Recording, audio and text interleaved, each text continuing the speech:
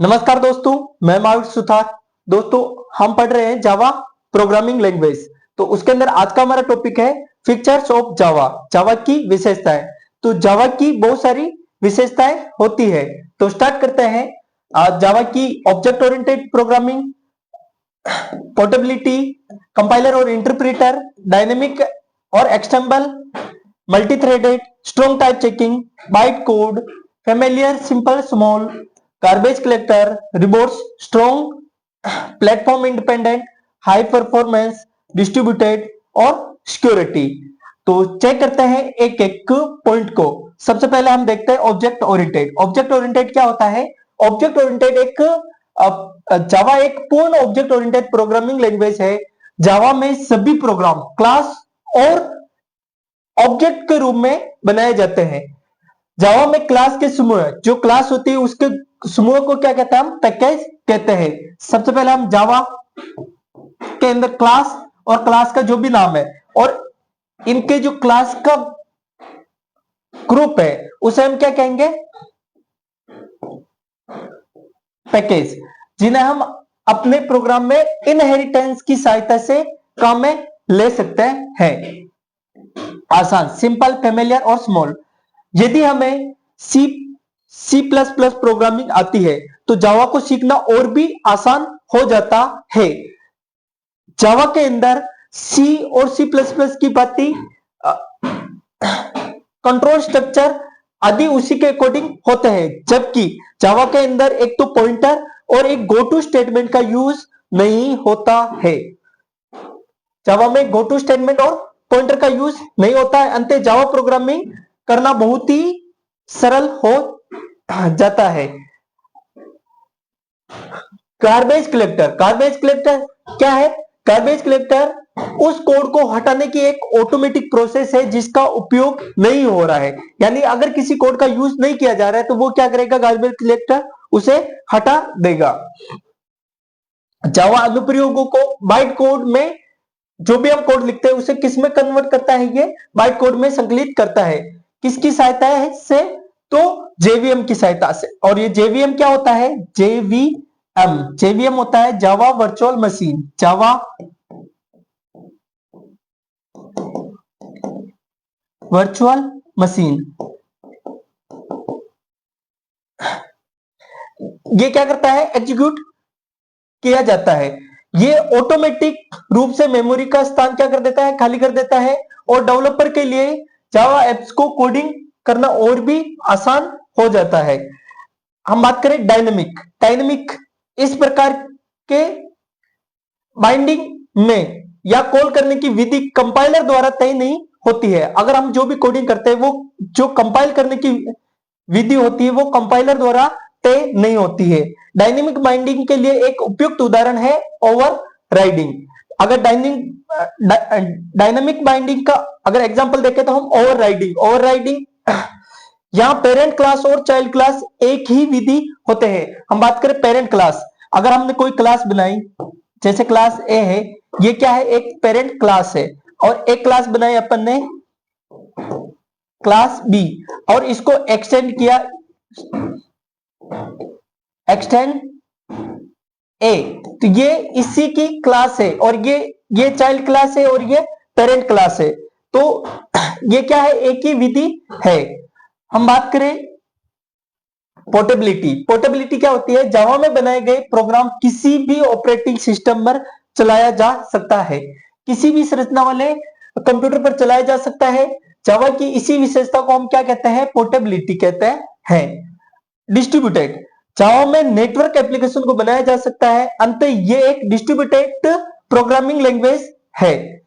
इसमें data programme दोनों को शेयर किया जा सकता है।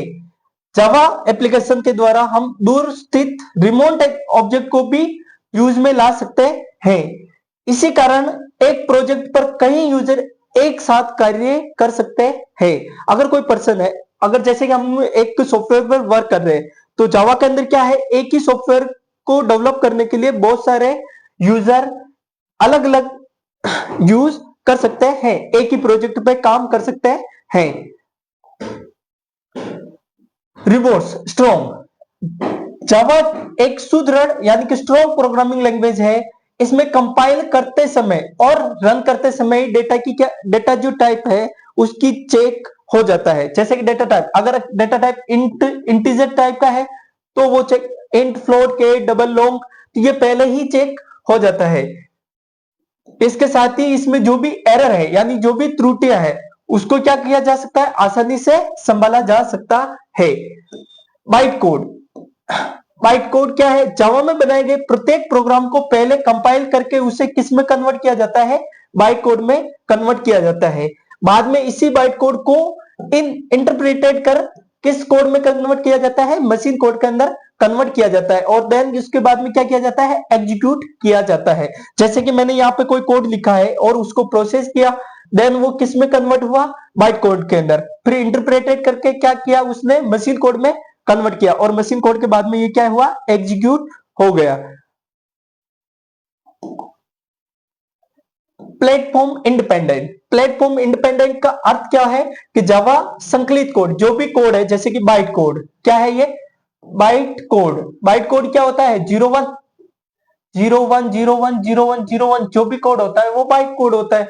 बाइट कोड सभी ऑपरेटिंग सिस्टम पर चल सकता है क्योंकि कंप्यूटर, जितनी भी मशीन है वो कंप्यूटर है, वो कौन सी लैंग्वेज समझता है, मशीन लैंग्वेज समझता है। और मशीन लैंग्वेज कौन सी होती है, बाइनरी लैंग्वेज होती है। एक प्रोग्राम उसी में लिखा जाता है जो मानव पढ़नी है, यानी कि जो ह्यूमन को समझ में आए, जैसे कि हमें जो समझ में आए वो क्या है, उसी लैंग्वेज में लिखा जाता है प्रोग्राम को। इसमें ऐसे शब्द या वाक्यांश हो सकते हैं जिन्हें मशीन नहीं समझ पाती है, जिन्हें मशीन नहीं समझ पाती है वो किस में कन्वर्ट कर देते हैं, फिर बाइट कोड के अंदर कन्वर्ट कर देते हैं। जैसे कि ये एक सिस्टम है और ये किसी भी ऑपरेटिंग सिस्टम पर चल सकता है, जैसे कि Windows, Linux, Unix, Mac OS, बहुत सारे ऑपरेटिंग सिस्टम पर चल सकता है। इसी कारण इसे क्या कहते हैं हम, platform independent. Multi threaded, multi threaded एक साथ, अगर हम एक साथ कई प्रोग्रामों को वर्किंग करना क्या कहलाता है, मल्टीटास्किंग। लेकिन एक ही प्रोग्राम के अलग अलग पार्ट को चलाना क्या कहलाता है, मल्टी थ्रेडिंग। वही किसी एक ही प्रोग्राम के विभिन्न भागों को एक साथ कार्यान्वित करना क्या कहलाता है, मल्टी थ्रेडिंग। जावा में हम मल्टी थ्रेडेड प्रोग्राम बना सकते हैं। फॉर एग्जाम्पल के लिए, जैसे कि मैंने एक ऑडियो क्लिप को सुनने के साथ साथ अन्य कोई और कार्य किया तो वो क्या कहलाएगा, मल्टीटास्किंग।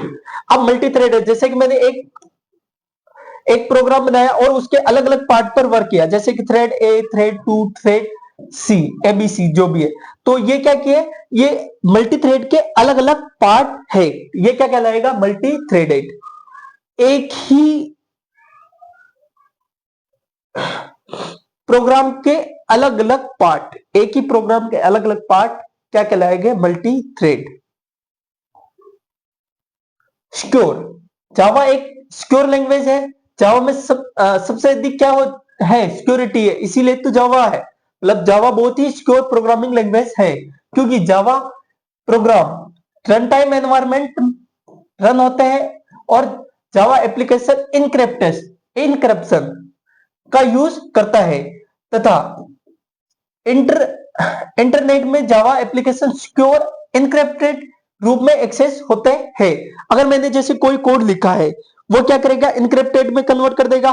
अब कोई अदर पर्सन अगर इसका एक्सेस ले रहा है तो वो उसे रीड नहीं कर पाएगा, उसे रीड नहीं कर पाएगा। लेकिन जैसे हमने अदर पर्सन को शो करवाया तो वो क्या हो जाएगा, वापस उसी कोड में चेंज हो जाएगा। जैसे